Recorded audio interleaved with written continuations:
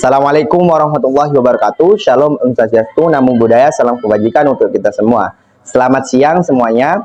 Baik, pada kesempatan kali ini kami dari kelompok 6 akan bereksperimen mengenai cahaya, lensa, dan warna dengan dosen pengampu yaitu Bapak Fram Hardiansyah, MPD.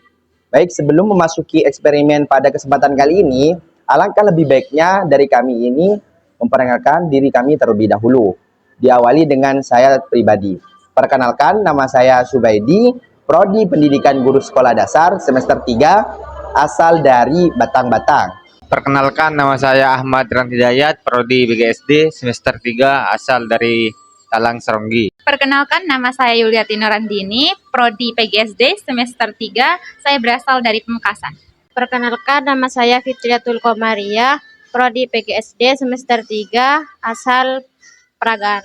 Perkenalkan, nama saya Rifki Kolib Mustafa, Prodi Pendidikan Guru Sekolah Dasar semester 3, asal Kepulauan Kangean. Perkenalkan, saya Zaina Iliana, Prodi PGSD semester 3, asal Kangean. Perkenalkan, nama saya Sholatun Nafila, semester 3 dari Lenteng. Baik, karena dari kami sudah memperkenalkan diri kami, selanjutnya yaitu sesi eksperimen.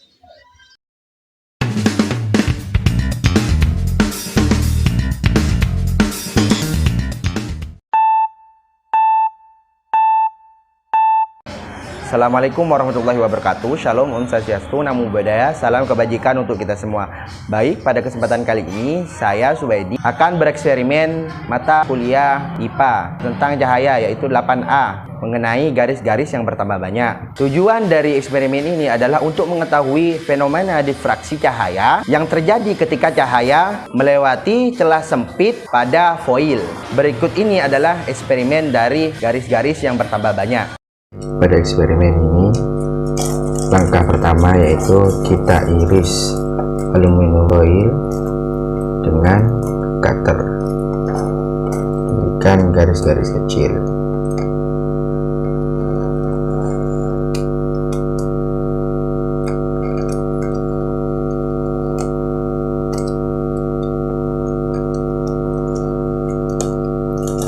Dari hasil percobaan yang kami coba, dapat dilihat bahwa ketika cahaya melewati celah sempit pada foil, cahaya akan mengalami difraksi, yaitu pembelokan cahaya akibat adanya hambatan atau celah. Difraksi cahaya ini menyebabkan cahaya membentuk pola gelombang yang berinterferensi satu sama lain. Ketika foil didekatkan ke mata, garis-garis kabur yang terlihat semakin banyak dan semakin lebar. Hal ini karena sudut difraksi cahaya semakin besar ketika celah semakin dekat dengan mata. Sudut difraksi cahaya dapat dihitung dengan rumus theta sama dengan frak lambda, di mana theta adalah sudut difraksi, lambda adalah panjang gelombang cahaya, dan D adalah lebar celah. Ketika foil dijauhkan dari mata, garis-garis kabur yang terlihat semakin sedikit dan semakin sempit. Hal ini karena sudut difraksi cahaya semakin kecil ketika celah semakin jauh dari mata. Ketika ukuran celah diubah, garis-garis kabur yang terlihat juga berubah. Hal ini karena lebar celah mempengaruhi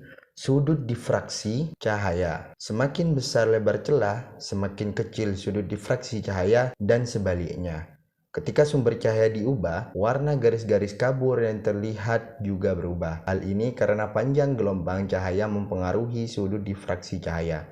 Semakin pendek panjang gelombang cahaya, semakin kecil sudut difraksi cahaya, dan sebaliknya.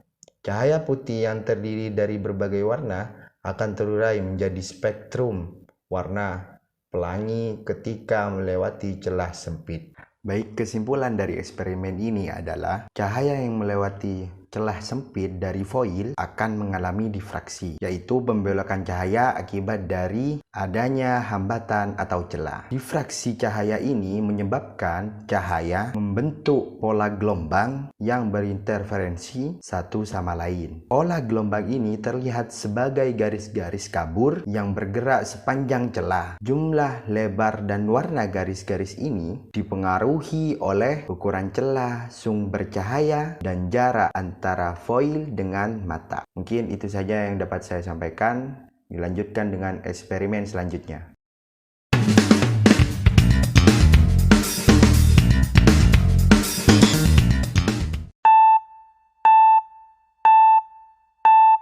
Baik, selanjutnya yaitu eksperimen peristiwa 8B mengenai cahaya tidak terlihat. Tujuan dari eksperimen ini adalah untuk mengetahui mengapa cahaya tidak terlihat ketika melewati suatu lubang di dalam kotak yang gelap. Berikut ini videonya.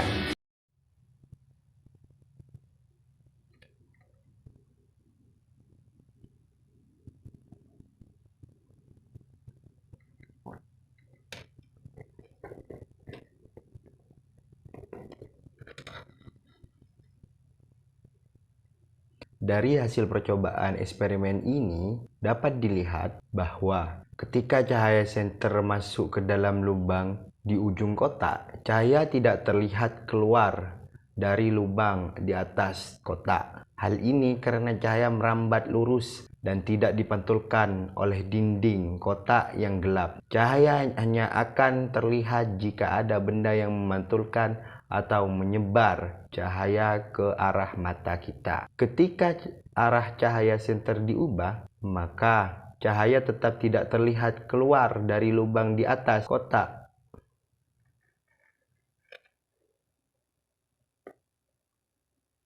Hal ini karena tidak mengenai lubang tersebut, melainkan mengenai dinding kotak yang lain.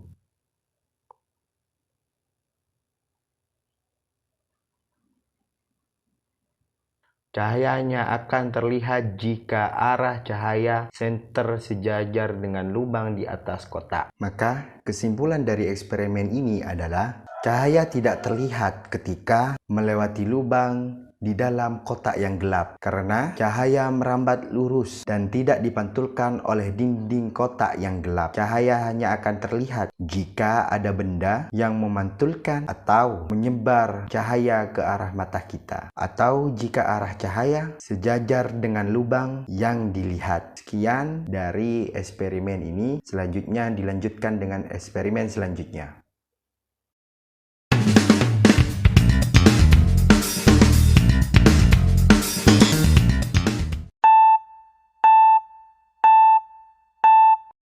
Baik, selanjutnya yaitu eksperimen peristiwa 8C mengenai tembus pandang. Tujuan dari eksperimen ini adalah untuk mengklarifikasikan benda-benda berdasarkan sifat-sifat cahaya yang dapat menembusnya, yaitu transparan, translusen, dan yang tidak tembus cahaya. Berikut videonya.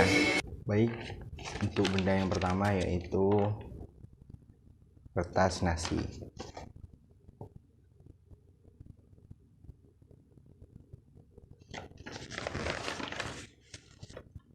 Kita lihat di sini ada teh pucuk ya.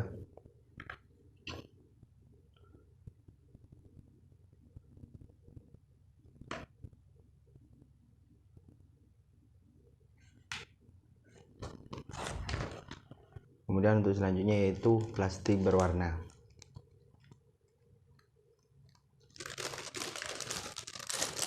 Ingat lagi di sini ada benda teh pucuk.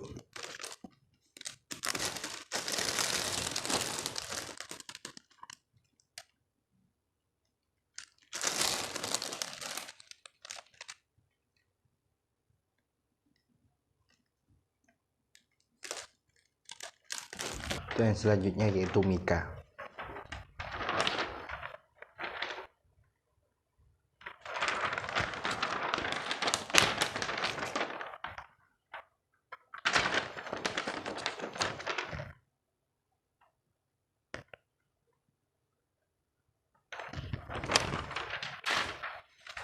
Selanjutnya yaitu silikon HP.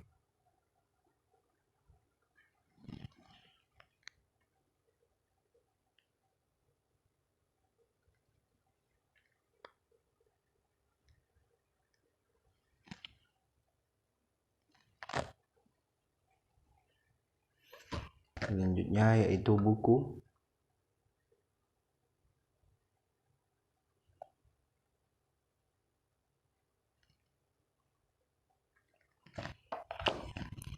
Dan yang terakhir yaitu kayu.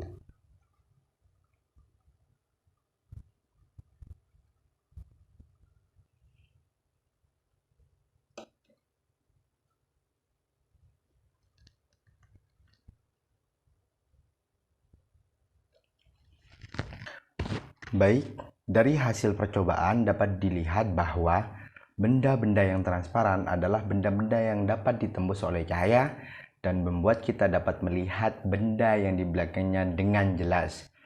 Contohnya yang sudah dipraktekkan tadi sesuai dengan eksperimennya, yaitu plastik bening, kemudian mika, dan case HP bening. Benda-benda yang disebutkan barusan itu termasuk dari benda yang transparan. Kemudian yang kedua, yaitu benda-benda yang translusen adalah benda-benda yang dapat ditembus oleh sebagian cahaya dan membuat kita tidak dapat melihat benda di belakangnya dengan jelas. Contohnya apa? Yang sudah sesuai dengan eksperimen tadi itu kertas berwarna, kemudian kertas nasi. Benda-benda yang saya sebutkan barusan adalah benda yang termasuk translusen. Kemudian yang terakhir yaitu benda-benda yang tidak tembus cahaya adalah benda-benda yang tidak dapat ditembus oleh cahaya sama sekali dan membuat kita tidak dapat melihat benda di belakangnya. Contohnya apa? Seperti buku, kemudian yang terakhir yaitu kayu. Benda-benda yang saya sebutkan barusan adalah termasuk benda yang tidak tembus cahaya. Baik, kesimpulan dari eksperimen ini adalah benda-benda dapat diklasifikasikan berdasarkan sifat-sifat cahaya yang menembusnya, yaitu transparan, translusen, dan tidak tembus cahaya. Sifat-sifat ini dipengaruhi oleh struktur dan komposisi material yang membentuk benda-benda tersebut. Sekian dari saya. Kalau ada kaca yang pecah, jangan disimpan dalam peti. Kalau ada kata-kata saya yang salah, jangan disimpan dalam hati. Wallahul muwaffiq ila aqwamit thoriq. Unzur maqala wa la tanzur man qala. Assalamualaikum warahmatullahi wabarakatuh.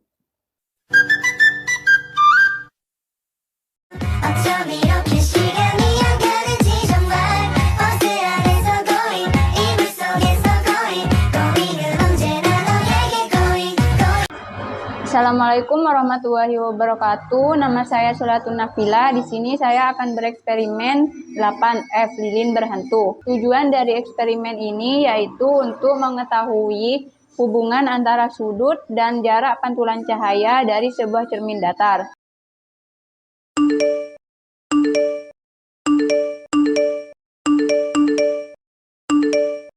Langkah-langkahnya yaitu pasanglah sebuah cermin datar di selembar kertas seperti yang ditunjukkan pada video. Kemudian gambarlah sebuah garis di sudut kanan cermin yang sejajar dengan tepi cermin. Garis ini disebut sebagai sumbu normal. Kemudian letakkan sebuah lilin di kiri cermin yang berjarak beberapa sentimeter dari cermin. Lilin ini disebut sebagai sumber cahaya. Beralihlah ke sisi kanan dari kertas dan lihatlah pada permukaan kertas yang berada di bayangan cermin. Kalian akan melihat pantulan dari lilin pertama. Kemudian, letakkan lilin kedua di belakang cermin, sehingga posisinya sama dengan pantulan lilin pertama. Lilin kedua ini disebut sebagai benda bayangan. Kemudian, ukurlah jarak antara lilin pertama dengan cermin dan lilin kedua dengan cermin. Jarak lilin pertama sekitar 6 cm dari cermin dan lilin kedua juga 6 cm dari lilin ke cermin. Kemudian ukurlah sudut antara sumbu normal dan garis yang menghubungkan lilin pertama dengan titik tengah cermin. Sudut ini disebut sebagai sudut datang. Sudut ini sekitar 40 derajat. Kemudian ukur juga sudut antara sumbu normal dan garis yang menghubungkan lilin kedua dengan titik tengah cermin. Sudut ini disebut sebagai sudut pantul. Sudut pantul ini sekitar sama juga 40 derajat. Jadi jarak lilin pertama ke cermin sama dengan jarak lilin kedua ke cermin. Hal ini menunjukkan bahwa cermin datar membentuk bayangan yang sama besar dengan benda aslinya. Sudut datang sama dengan sudut pantul. Hal ini menunjukkan bahwa cahaya yang dipantulkan oleh cermin datar mengikuti hukum pantulan cahaya, yaitu sudut datang sama dengan sudut pantul. Jadi kesimpulannya, cermin datar membentuk bayangan yang sama besar dengan benda aslinya dan sejajar dengan benda aslinya. Cahaya yang dipantulkan oleh cermin datar mengikuti hukum pantulan cahaya, yaitu sudut datang sama dengan sudut pantul.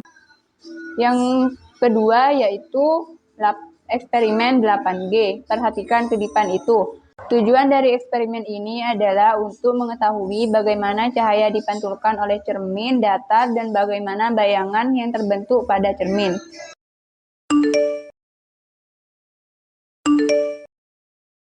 Langkah-langkahnya yaitu, lihatlah pada sebuah cermin datar dan kedipkan mata kiri kalian. Mata sebelah mana yang terlihat berkedip pada cermin? Yang kedua, susunlah dua buah cermin dengan sudut yang tepat agar saling berhadapan. Nah, kemudian gunakan garis busur untuk mengukur sudut antara kedua cermin. Lihatlah pada kedua cermin yang kalian susun dan kedipkan mata kiri kalian. Mata sebelah mana yang kalian lihat berkedip pada kedua cermin? Dari hasil percobaan dapat dilihat bahwa sudut antara kedua cermin yang digunakan yaitu 90 derajat. Nah, ketika kalian melihat pada cermin datar dan mengedipkan mata kiri, maka mata kiri pula yang terlihat berkedip pada cermin. Ketika kalian melihat pada kedua cermin yang kalian susun dan mengedipkan mata kiri, maka kedua mata kiri yang terlihat berkedip pada kedua cermin. Hal ini menunjukkan bahwa cahaya yang dipantulkan oleh cermin datar mengikuti hukum pantulan cahaya, yaitu sudut datang sama dengan sudut pantul. Cahaya yang datang dari mata kiri kalian akan dipantulkan oleh cermin datar dan terlihat sebagai bayangan mata kiri kalian. Namun ketika kalian menggunakan dua cermin yang saling berhadapan, cahaya yang datang dari mata kiri kalian akan dipantulkan oleh cermin pertama dan kemudian dipantulkan lagi oleh cermin kedua. Hal itu membuat bayangan mata kiri kalian terlihat pada cermin kedua.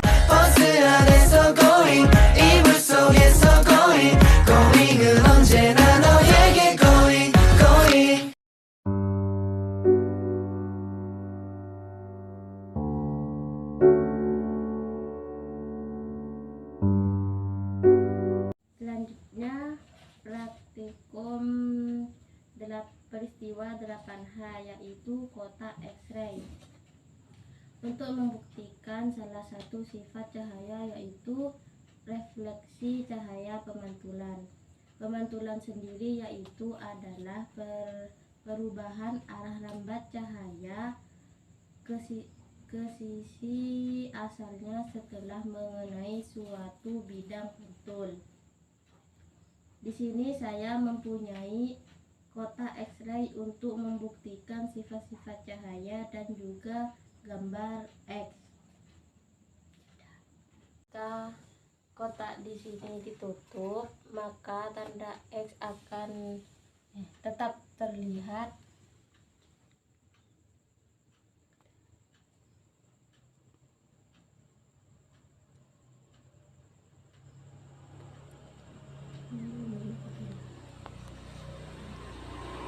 Kita bisa dapat melihat tanda X yang ada di ujung karena di dalam kotak X-ray ini terdapat 4 buah kaca yang disusun sehingga dapat melihat dari ujung ke ujung.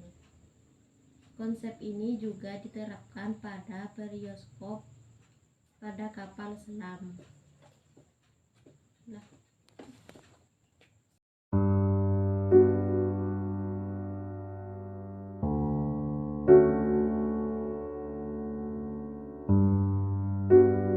Assalamualaikum warahmatullahi wabarakatuh. Di sini saya akan melanjutkan praktikum selanjutnya yaitu peristiwa 8I, yaitu memberikan anak-anak kotak tersenyum. Tujuannya untuk membuktikan salah satu sifat-sifat cahaya yaitu cahaya pemantulan. Berikut adalah praktikumnya. Ini saya akan melanjutkan praktikum peristiwa 8I, yaitu memberikan anak-anak kotak tersenyum. Nah, di sini saya mempunyai kotak anak tersenyum. Nah, di sebelah kiri terdapat gambar anak tersenyum dan di sebelah kanan yaitu terdapat gambar anak sedih. Nah, jika di sebelah kiri dibuka dan kita lihat, nah jika kita dilihat terlihat gambar anak tersenyum satunya. Nah, di salah satu kotak sebelah kanan terdapat gambar anak bersedih. Assalamualaikum warahmatullahi wabarakatuh. Perkenalkan, nama saya Zaina Iliana. Di sini saya akan bereksperimen kegiatan 8J, yaitu memperlihatkan baut di bawah permukaan air. Tujuannya yaitu untuk menunjukkan bagaimana cahaya membelok saat melewati air dan membuat benda terlihat berbeda. Selanjutnya, di sini saya akan melakukan praktikum 8J, yaitu memperlihatkan baut di bawah permukaan air. Langkah-langkahnya, yang pertama, letakkan baut di dasar gelas yang udah berisi air. Lihatlah ke bawah pada baut yang terletak di dasar sisi samping. Sambil tetap berada di posisi ini, seberapa jauh baut, dan peganglah pensil di atas baut tersebut. Kemudian perhatikan pensil ketika di udara dan baut yang berada di air. Apakah kalian melihatnya sejajar? Lalu peganglah pensil dengan kuat, berdiri, lalu cek hasilnya. Apakah kamu melihat pensil tersebut menjadi tidak lurus? Hasil dan pembahasannya, yang pertama, ketika saya melihat baut dan pensil dari sisi samping, saya melihatnya sejajar. Hal ini karena cahaya yang datang dari baut dan pensil tidak mengalami pembiasan ketika melewati permukaan air yang sejajar dengan mata saya. Yang kedua, ketika saya berdiri dan melihat baut dan pensil dari atas, saya melihat pensil tersebut menjadi tidak lurus. Hal ini karena cahaya yang datang dari baut mengalami pembiasan ketika melewati permukaan air yang tidak sejajar dengan mata saya. Yang ketiga, ketika saya mengubah jarak antara baut dan pensil, saya melihat perbedaan pada sudut pembiasan cahaya. Semakin jauh baut dari pensil, semakin besar sudut pembiasan cahaya. Semakin besar sudut pembiasan cahaya, semakin dekat dan besar baut terlihat. Kesimpulannya yaitu benda yang berada di dalam air terlihat lebih dekat dan lebih besar daripada benda yang berada di udara karena adanya pembiasan cahaya. Pembiasan cahaya adalah perubahan arah cahaya ketika melewati batas antara dua medium yang berbeda. Pembiasan cahaya dipengaruhi oleh sudut dan cahaya, indeks bias medium, dan bentuk permukaan medium. Yaitu kegiatan 8K, koin yang menghilang. Tujuannya yaitu untuk menunjukkan fenomena pembiasan cahaya ketika melewati medium yang berbeda dan bagaimana hal itu mempengaruhi pandangan kita terhadap objek. Baiklah, selanjutnya di sini saya akan melakukan eksperimen kegiatan 8J. Di sini saya akan menghilangkan koin. Langkah-langkahnya, yang pertama, letakkan sebuah koin di bawah sebuah gelas yang berukuran besar di atas meja.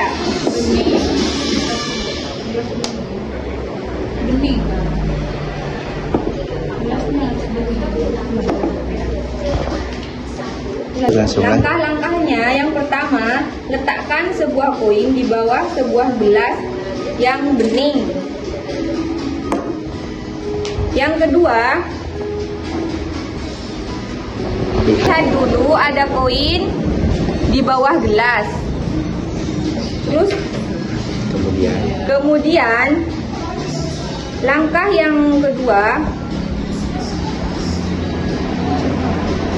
masukkan air ke dalam gelas.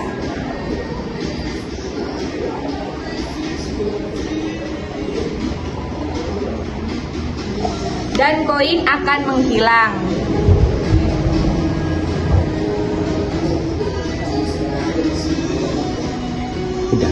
Hasil dari eksperimen ini yaitu ketika cairan dituangkan ke dalam gelas, koin menghilang dari pandangan karena cahaya yang dipantulkan dari koin dibiaskan oleh cairan. Dari eksperimen ini kita dapat menyimpulkan bahwa pembiasan cahaya dapat membuat objek tampak menghilang dari pandangan ketika kita melewati medium yang berbeda. Hal ini terjadi karena cahaya yang dipantulkan dari objek dibiaskan oleh medium dan berada di luar bidang pandang kita. Selanjutnya yang terakhir yaitu kegiatan 8L, menampakkan koin. Tujuannya yaitu untuk menunjukkan fenomena pembiasan cahaya ketika melewati medium yang berbeda dan bagaimana hal itu mempengaruhi pandangan kita terhadap objek. Eksperimen kedua yaitu kegiatan 8K, menampakkan koin. Langkah pertama yaitu letakkan sebuah koin di dasar sebuah mangkuk atau gelas, di dalam gelas, bukan di bawah gelas. Perhatikan, koin di dalam gelas terlihat. Selanjutnya, tuangkan air ke dalam gelas.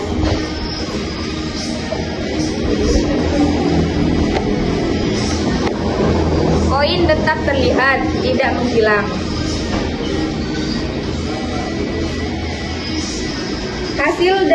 Hasil dari eksperimen ini yaitu ketika air dituangkan ke dalam mangkuk, koin menjadi terlihat karena cahaya yang dipantulkan dari koin dibiaskan oleh air. Kesimpulan dari eksperimen ini, kita dapat menyimpulkan bahwa pembiasan cahaya dapat membuat objek tampak muncul dari pandangan kita ketika melewati medium yang berbeda. Hal ini terjadi karena cahaya yang dipantulkan dari objek dibiaskan oleh medium dan berada dalam atau di luar bidang pandang kita. Sekian dari eksperimen saya. Wassalamualaikum warahmatullahi wabarakatuh. Baik, Assalamualaikum warahmatullahi wabarakatuh. Di sini saya akan menjelaskan tentang praktikum 8M, melihat pada lensa, alat dan bahan, lensa cembung, lensa cekung, lilin. Saya akan menjelaskan tentang lensa, yaitu lensa adalah benda bening tembus cahaya yang terdiri dari dua bidang, satu bidang lengkung, dua bidang datar. Lensa terdiri dari dua lensa cembung dan lensa cekung. Lensa cembung adalah lensa bagian tengah lebih tebal daripada bagian tepinya.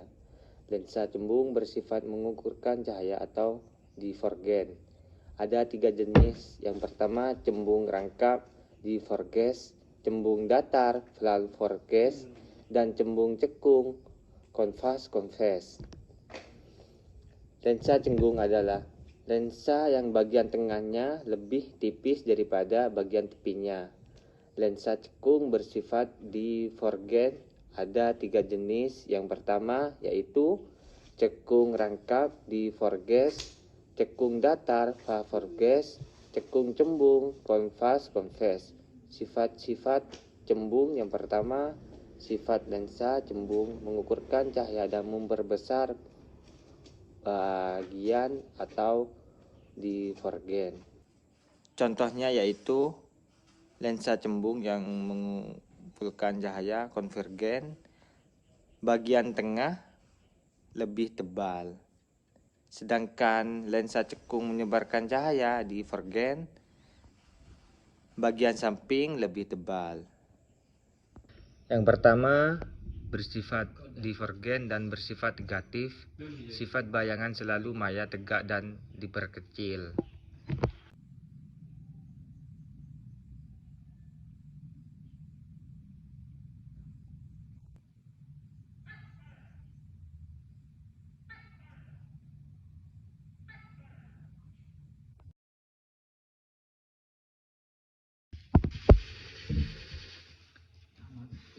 Di sini saya akan menjelaskan praktikum 8N, membalikkan arah panah.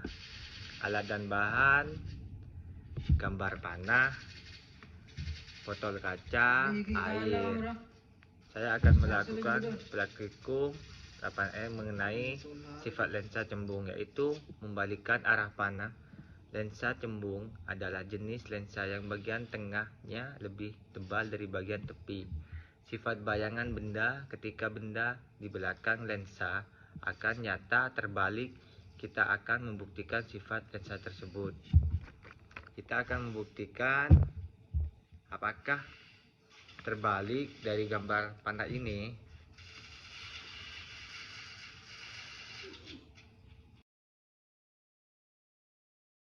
Saya akan melanjutkan yang terakhir, praktikum 8O tentang mata instan. Alat dan bahan, 2 orang rabun dekat dan rabun jauh. Saya akan menjelaskan tentang kacamata adalah lensa tipis untuk mata guna menormalkan dan mempertajam penglihatan. Rabun jauh adalah miopi, adalah kondisi mata menyebarkan objek yang terletak dekat terlihat jelas, sementara objek yang terletak jauh terlihat kabur. Rabun dekat adalah kondisi membuat mengidamnya tidak bisa melihat objek yang berada di jarak dekat dengan jelas.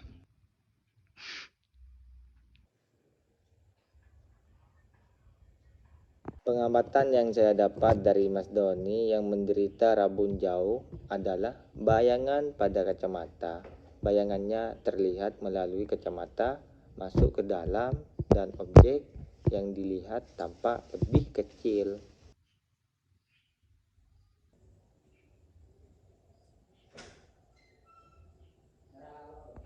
Pengamatan yang saya dapat dari Mas Deki yang menderita rabun dekat karena bayangan pada kacamata mencembung keluar dan objek yang dilihat tampak lebih besar. Sekian dari saya. Wassalamualaikum warahmatullahi wabarakatuh. I got so motherfucking design on right now. Bring it down, bring it down, bring it down. I got 3 old thoughts to Kenalkan, nama saya Rifki Kolit Mustafa. Di sini saya akan melakukan 3 eksperimen, yaitu eksperimen yang pertama peristiwa tentang warna dari putih. Nah, peristiwa yang kedua yaitu warna putih dari cahaya, yang terakhir yaitu pencampuran warna. Baiklah, kita langsung saja memasuki proses eksperimennya.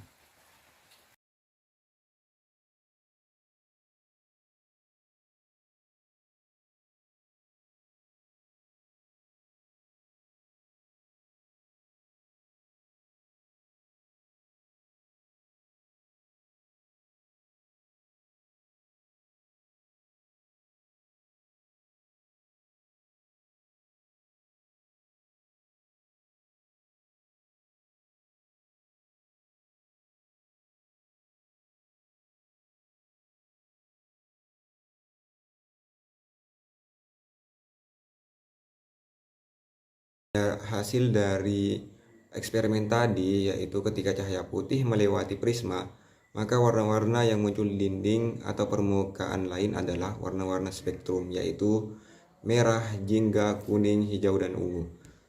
Nah, mari kita analisis hasil dari eksperimen tadi, yaitu perubahan warna yang terjadi pada cahaya putih ketika melewati prisma ini disebabkan oleh depresi cahaya. Nah, dispersi cahaya adalah peristiwa di mana cahaya putih yang terdiri dari berbagai warna spektrum, diantaranya merah, jingga, kuning, hijau, biru, nila, dan ungu. Itu terpisah menjadi warna-warna tersebut ketika melewati suatu medium yang berbeda. Warna-warna spektrum tersebut memiliki panjang gelombang dan frekuensi yang berbeda-beda. Panjang gelombang adalah jarak antara dua puncak gelombang yang berurutan, sedangkan frekuensi adalah jumlah gelombang yang lewat dalam 1 detik. Nah, warna merah memiliki panjang gelombang terpanjang dalam frekuensi terendah, sedangkan warna ungu memiliki panjang gelombang terpendek dan frekuensi tertinggi. Warna-warna lain berada di antara keduanya. Ketika cahaya putih melewati prisma, warna-warna spektrum tersebut akan mengalami yang namanya pembiasaan atau perubahan arah karena perbedaan kecepatan cahaya di udara dan di prisma. Jadi warna-warna yang memiliki panjang gelombang pendek dan frekuensi tinggi akan mengalami pembiasaan lebih besar daripada warna-warna yang memiliki panjang gelombang dan frekuensi rendah. Pembiasaan yang berbeda-beda ini menyebabkan warna-warna spektrum tersebut terpisah dan terbentuk pola warna indah di dinding permukaan lain yang disinari oleh cahaya yang melewati prisma. Nah, jadi kesimpulan dari eksperimen 8P ini, yang pertama yaitu perubahan warna yang terjadi pada cahaya putih ketika melewati prisma disebabkan oleh depresi cahaya, yaitu pemisahan cahaya putih menjadi warna-warna spektrum karena adanya pembiasaan yang berbeda-beda pada setiap warna. Kedua yaitu cahaya putih terdiri dari beberapa warna, yaitu warna-warna spektrum yang memiliki panjang gelombang dan frekuensi yang tinggi. Mungkin itu saja dari hasil dari percobaan 8P ini.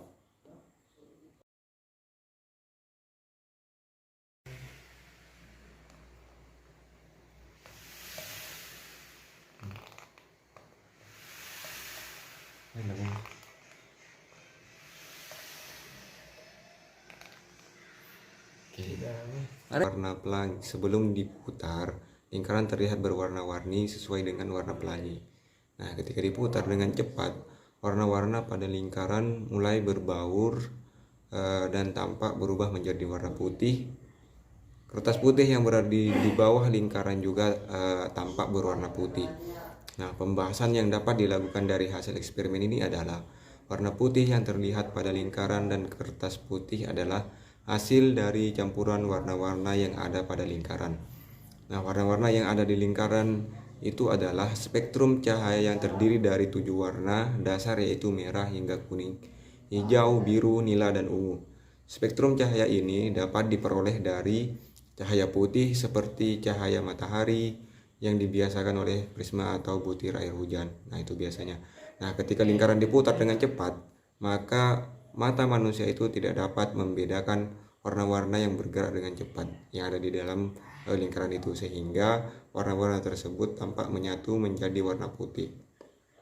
Warna putih ini menunjukkan bahwa cahaya putih terdiri dari berbagai warna yang berbeda. Nah, kesimpulan dari eksperimen ini, warna putih dari cahaya adalah campuran dari 7 warna dasar, yaitu merah, jingga atau bisa juga disebut dengan oranye, kuning, hijau, dan biru, nila, dan ungu yang terakhir itu. Nah, warna-warna dasar ini dapat diperoleh dari cahaya putih yang dibiasakan oleh prisma air atau butir air hujan. Warna-warna dasar ini dapat bercampur menjadi warna putih ketika diputar dengan cepat. Nah, mungkin itu saja dari eksperimen ke-8, yaitu tentang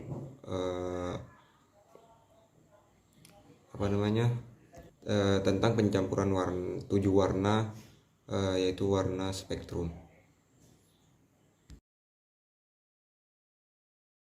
Ketika warna merah dan kuning dicampur, itu akan menghasilkan warna yang namanya warna orange. Selanjutnya yaitu pencampuran warna merah sama warna biru. Nah, jadi ini proses pencampurannya.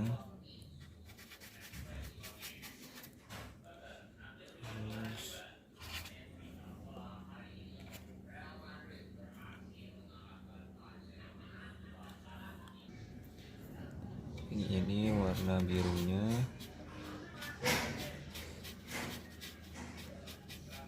Nanti akan menghasilkan warna apa?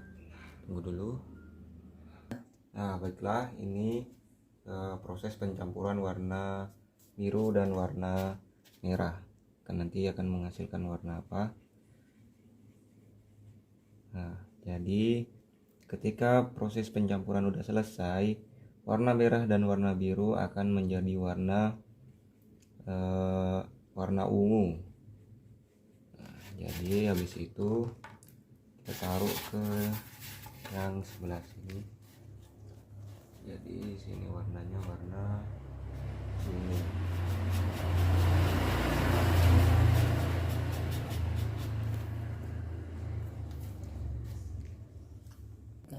Jadi proses selanjutnya itu pencampuran warna biru sama warna kuning. Nah, nanti akan menghasilkan apa? Tunggu aja dulu, kita akan masuk kepada proses pencampurannya. Baiklah, di sini memasuki proses pencampuran yang warna biru dan warna kuning. Akan menghasilkan warna apa? Ini udah kelihatan. Ini kan nantinya akan menghasilkan warna hijau ya.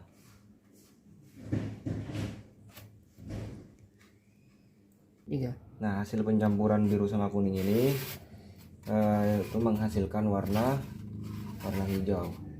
Kita taruh sini. Nah, ini menghasilkan warna hijau. Inilah proses pencampuran dari warna biru dan kuning.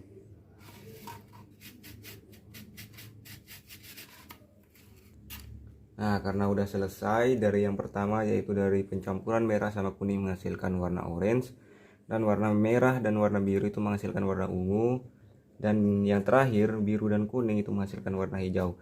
Nah, ini kan ada tiga warna dasar, yaitu atau warna primer itu ada tiga, yaitu merah, kuning, sama biru. Nah, ketika proses pencampuran itulah nantinya akan menjadi warna sekunder. Nah, warna sekunder ini itu adalah hasil dari pencampuran warna dari primer ini. Dan tiga warna inilah yang disebut dengan warna sekunder. Nah, sekarang memasuki ke warna sekunder. Nah, sekarang proses pencampuran. Jadi yang pertama itu untuk menghasilkan warna sekunder, karena sudah tadi di sini sudah menghasilkan warna sekunder. Sekarang kita mencampur warna sekunder bagaimana nanti akan menghasilkan warna tersiernya. Nah, jadi yang pertama yaitu warna oranye dicampur dengan warna kuning. Jadi ini warna kuningnya campur ke warna oranye. Ini udah 50-50 ya. Nah, jadi sini agak kuning ke oranye-oranyan, agak pekat. Warnanya itu agak lebih pekat. Terus taruh sini.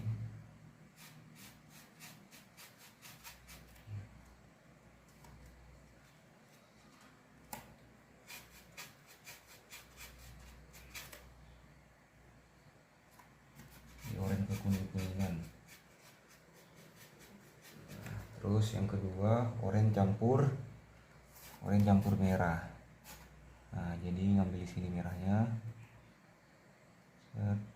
campur ke oranye.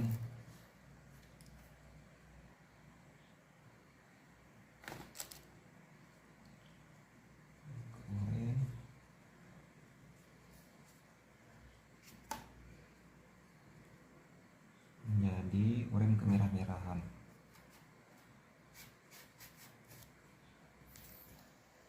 Nah, sekarang memasuki yang ketiga, yaitu hijau campur kuning. Ini kan sudah ada hijau tadi, kita masukin warna kuning, masukin ke warna hijaunya.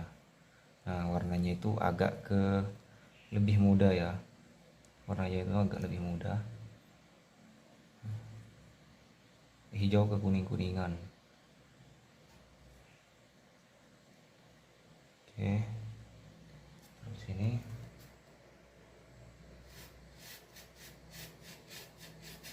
ada perbedaan warna. Terus lanjut ke warna hijau campur biru. Nah, jadi hijau campur biru, birunya ini taruh sini, buka biru, tambah lagi birunya, di hijau kebiru-biruan, menghasilkan warna hijau kebiru-biruan. Nah, oke, taruh sini.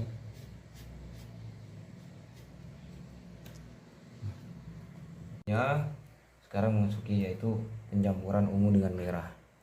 Nah, ini merahnya ambil, taruh ke sini, menghasilkan ungu kemerah-merahan.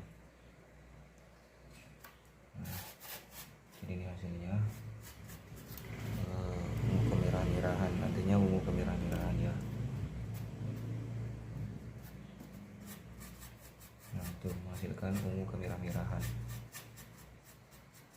Terus lanjut ke yang ungu campur biru.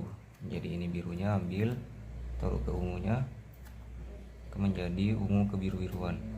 Nah, tuh jadi ungu kebiru-biruan. Oke, langsung. Nah, tuh ungunya tuh ada biru-birunya.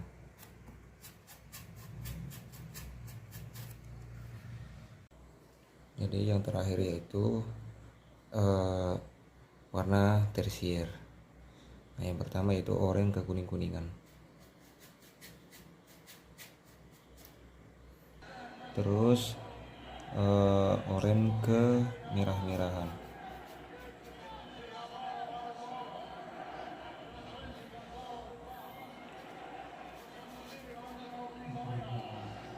Terus hijau ke kuning-kuningan. Suara ikut. Terus selanjutnya yaitu hijau kebiruan. Ini hasilnya. Hijau kebiruan. Selanjutnya yaitu ungu kemerah-merahan. Nah, terus lanjut ke ungu kebiru-biruan.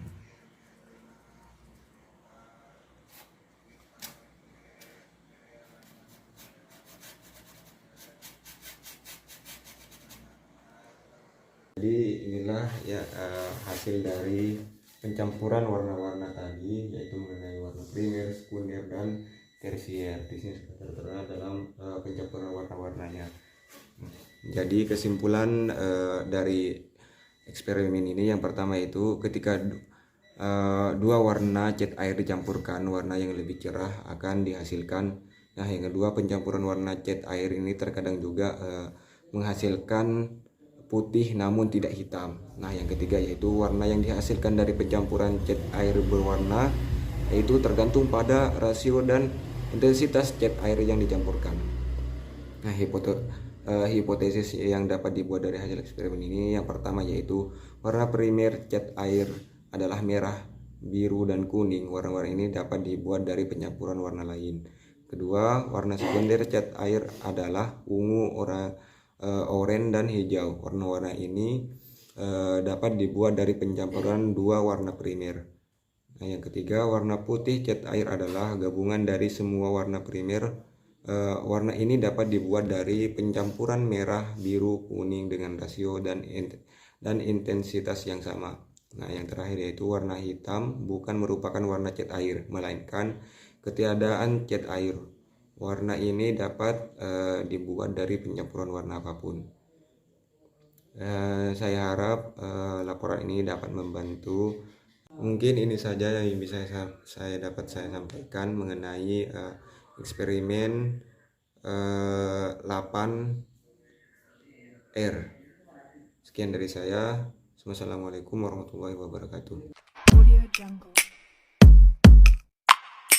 Baik, selanjutnya adalah peristiwa 8S, yaitu warna yang tidak bisa hilang.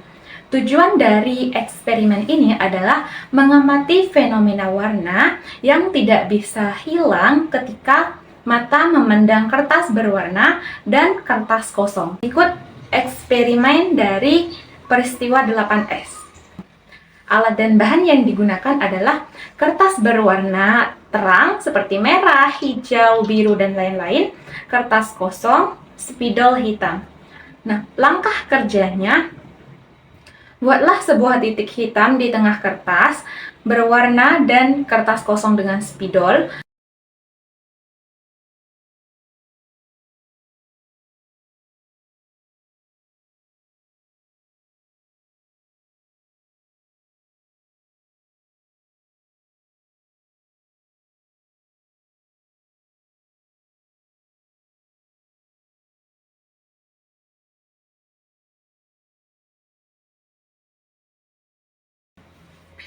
Nah, dari hasil eksperimen tadi, kenapa ya itu bisa terjadi? Nah, pada kertas berwarna terlihat sebuah lingkaran yang berwarna yang terbentuk dari sekitar titik hitam. Lingkaran tersebut memiliki warna yang sama dengan warna lingkaran kertas. Analisis dari eksperimen tersebut adalah fenomena yang tidak bisa hilang ini disebut dengan after image atau bayangan setelah. After image adalah gambaran yang tetap ada di retina mata kita setelah objek yang dilihat sudah tidak ada lagi. Nah, after image ini terjadi karena adanya adaptasi atau penyesuaian dari reseptor warna di mata yang disebut kerucut. Kerucut adalah sel-sel saraf yang peka terhadap warna merah, hijau, biru.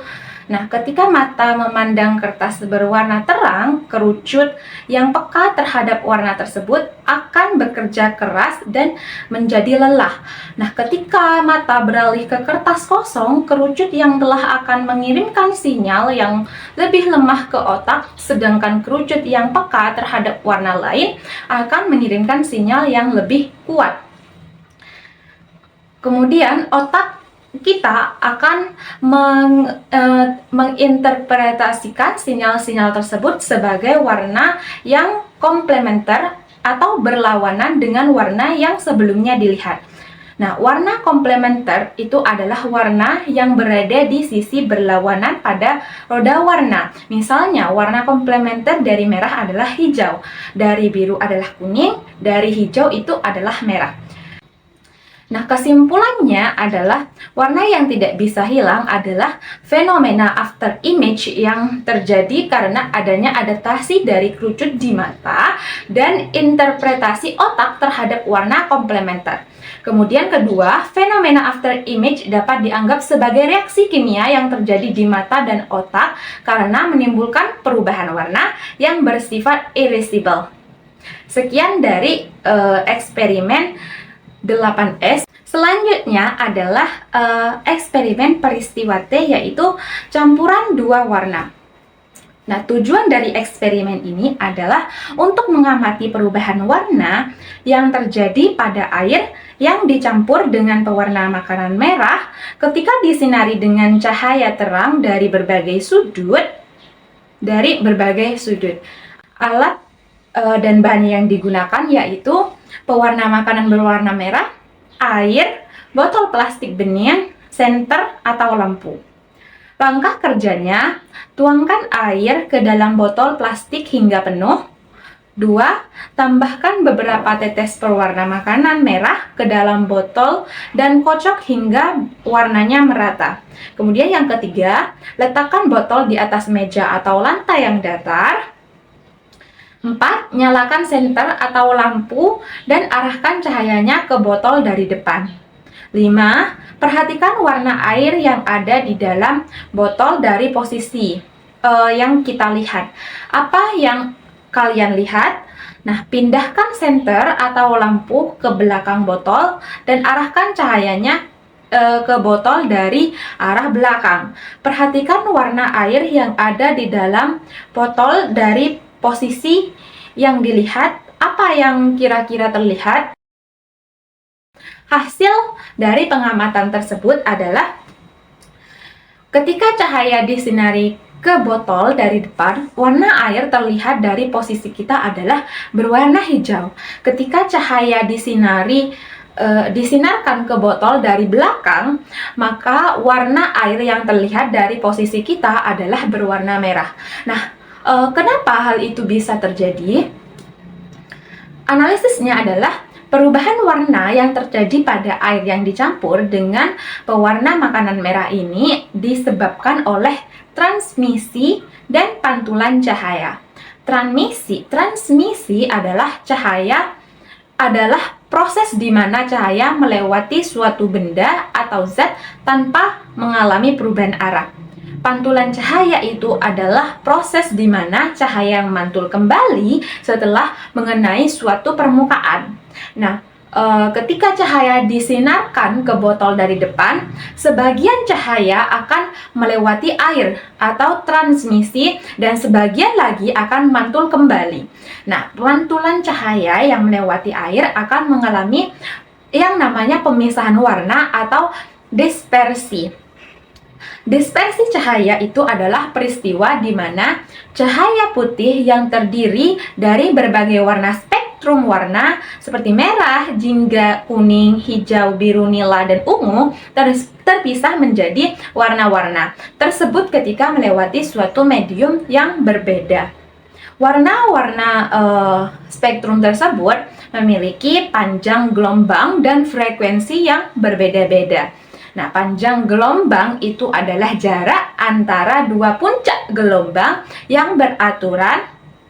Frekuensi adalah jumlah gelombang yang lewat dalam satu detik. Nah, warna merah memiliki panjang gelombang terpanjang dan frekuensi terendah. Sedangkan warna ungu memiliki panjang gelombang terpendek dan frekuensi tertinggi. Nah, warna-warna lain berbeda di antara keduanya. Ketika cahaya putih melewati air, warna-warna spektrum tersebut akan mengalami yang namanya pembiasan atau perubahan arah karena perbedaan kecepatan cahaya di udara dan di air. Warna-warna yang memiliki panjang gelombang pendek dan frekuensi yang tinggi akan mengalami pemisahan lebih besar daripada warna-warna yang memiliki panjang gelombang dan frekuensi yang rendah. Nah, pembiasan yang berbeda-beda ini menyebabkan warna-warna spektrum tersebut terpisah dan membentuk pelangi. Nah, pelangi itu adalah fenomena optik yang terjadi ketika cahaya putih yang datang dari matahari melewati tetesan air di udara dan mengalami pembiasan dan juga pemantulan.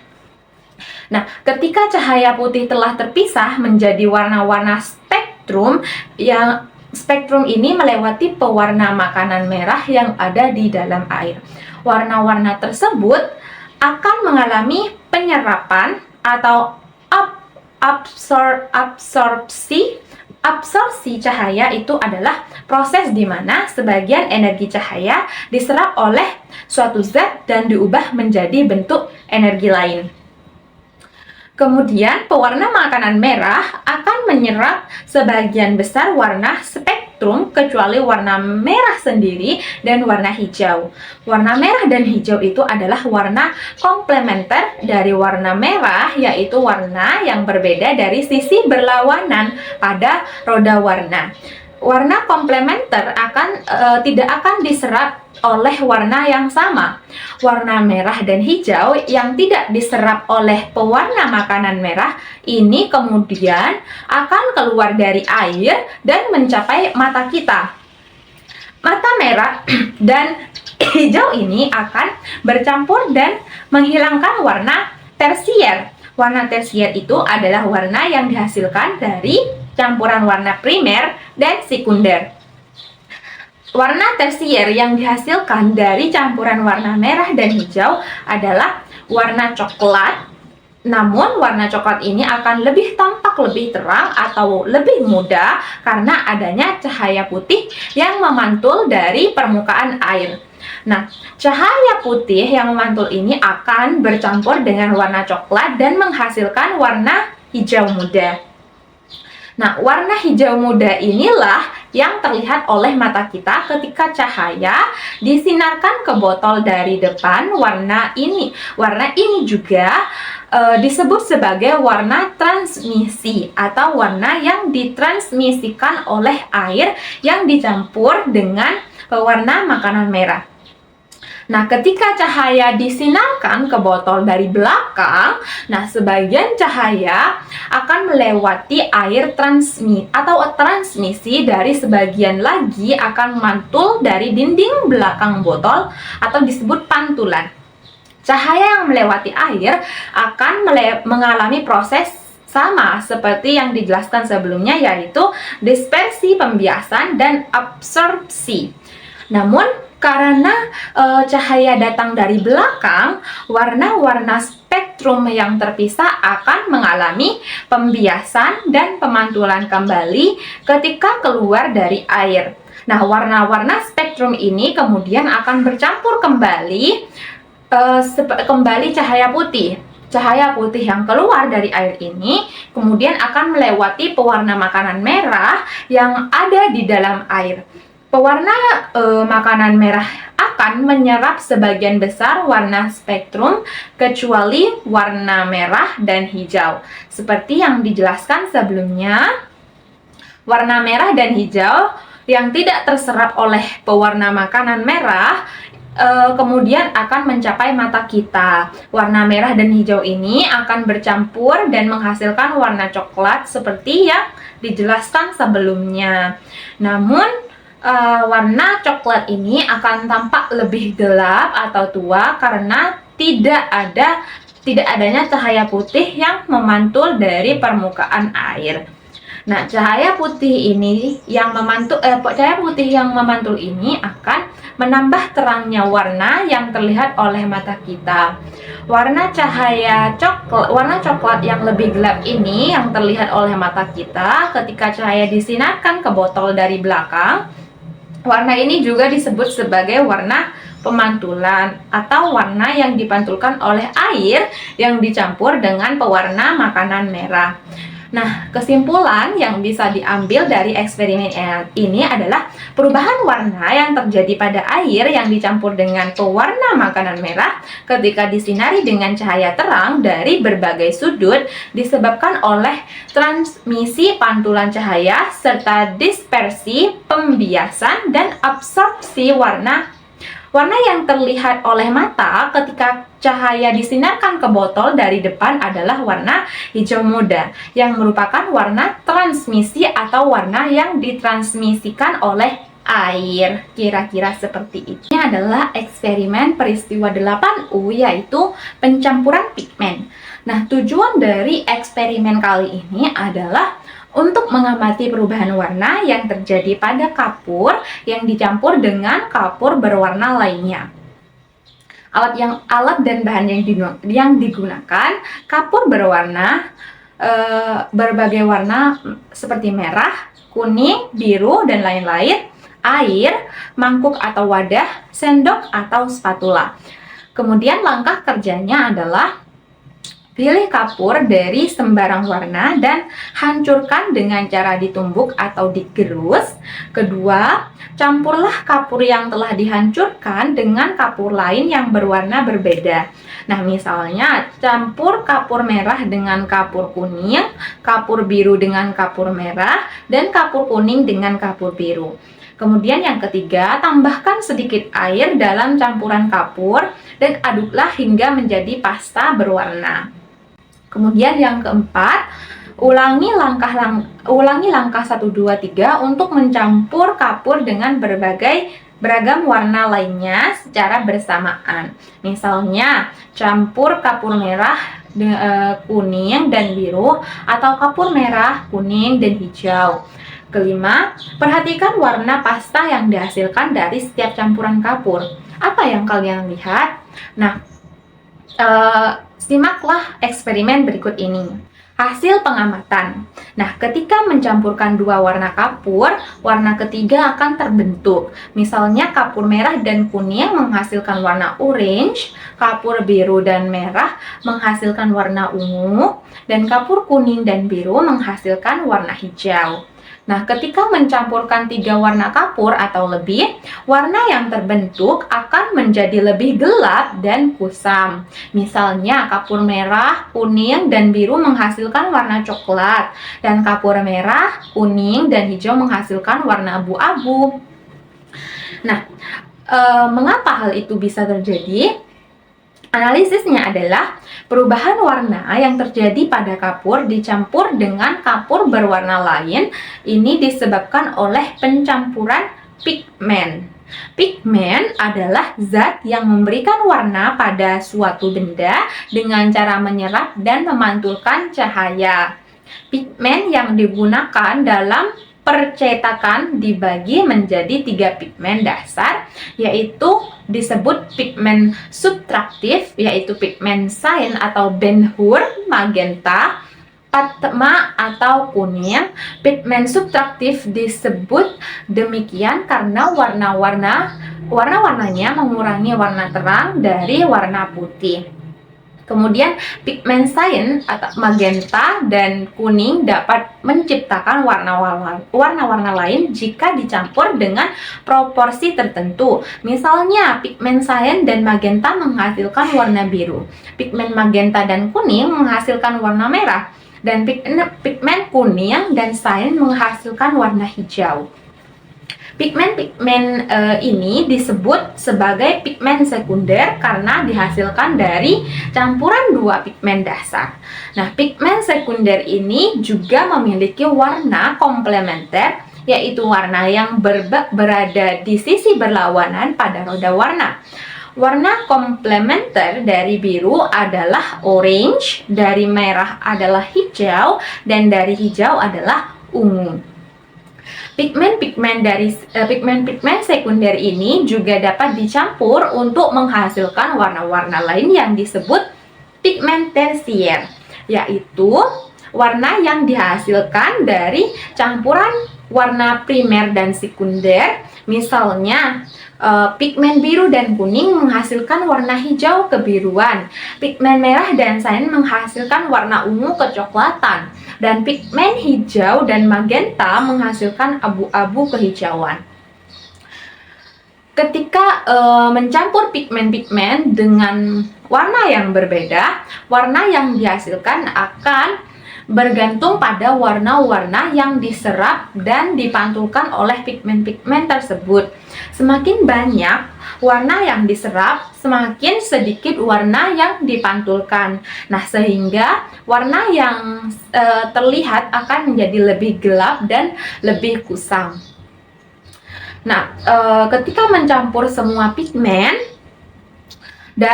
dasar atau pigmen sekunder, yang warna yang dihasilkan adalah warna hitam. Ketika semua warna spektrum cahaya diserap oleh pigmen tersebut, warna hitam itu adalah warna yang tidak memiliki warna karena tidak ada cahaya yang dipantulkan.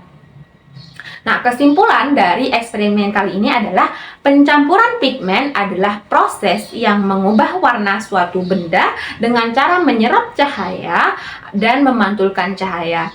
Pigmen subtraktif adalah pigmen dasar yang digunakan dalam percetakan, yaitu pigmen cyan, magenta, dan kuning. Pigmen subtraktif dapat menciptakan pigmen sekunder dan pigmen tersier dengan cara dicampur dengan proporsi tertentu. Nah, pencampuran pigmen dengan warna yang berbeda akan menghasilkan warna yang lebih gelap dan kusam. Karena semakin banyak warna yang diserap oleh pigmen, pencampuran semua pigmen akan menghasilkan warna hitam.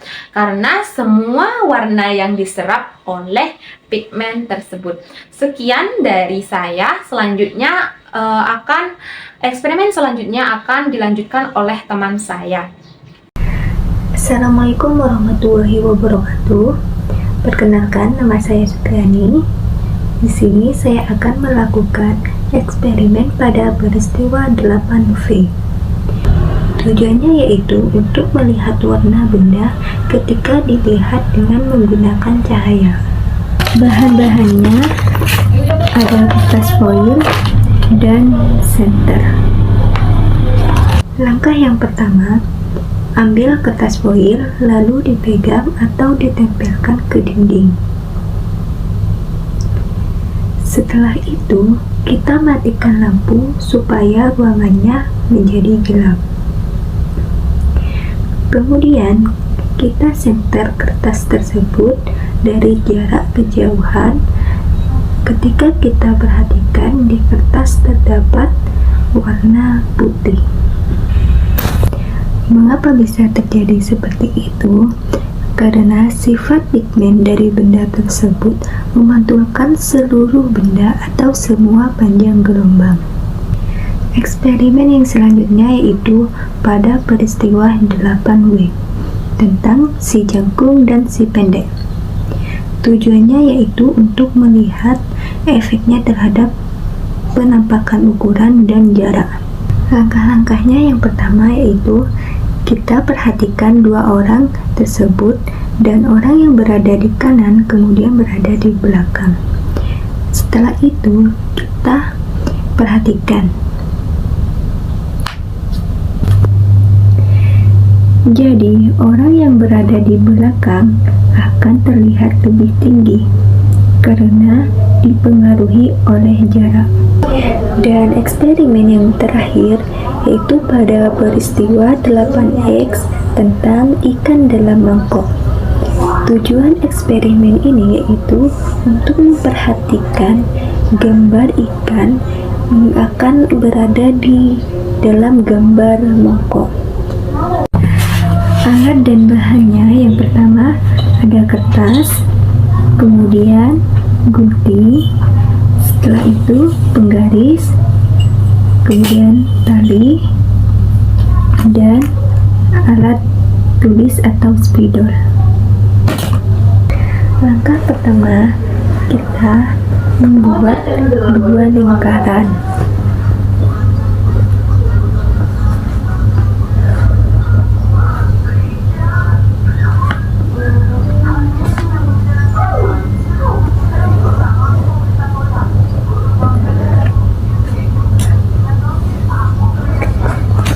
Setelah menggambar, kita akan memotong gambar lingkaran ini. Setelah dipotong, kita akan menggambar di kedua sisi. Yang di depan menggambar ikan dan yang di belakang menggambar mangkok.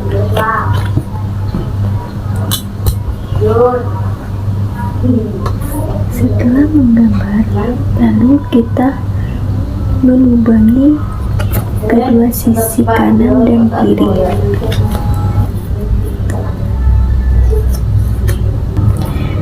Setelah dilubangi, lalu kita akan mengikat kedua sisi ini.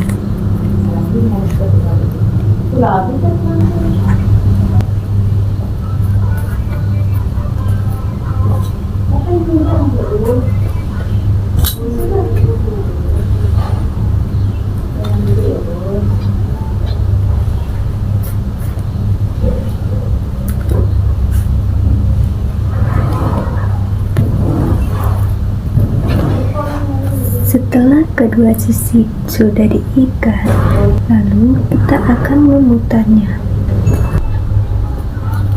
Dan kita lihat apa yang akan terjadi.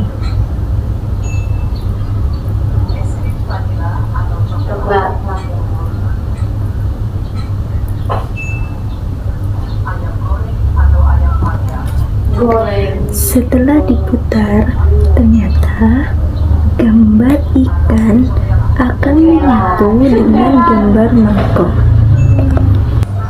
Mengapa pada gambar ikan dan gambar mangkok bisa menyatu? Karena persistensi penglihatan dan otak kita dalam memproses gambar sehingga memungkinkan kita melihat lebih dari satu gambar dalam satu waktu. Baik, itu saja yang dapat saya sampaikan. Mohon maaf apabila ada salah kata. Cukup sekian dan terima kasih. Wassalamualaikum warahmatullahi wabarakatuh.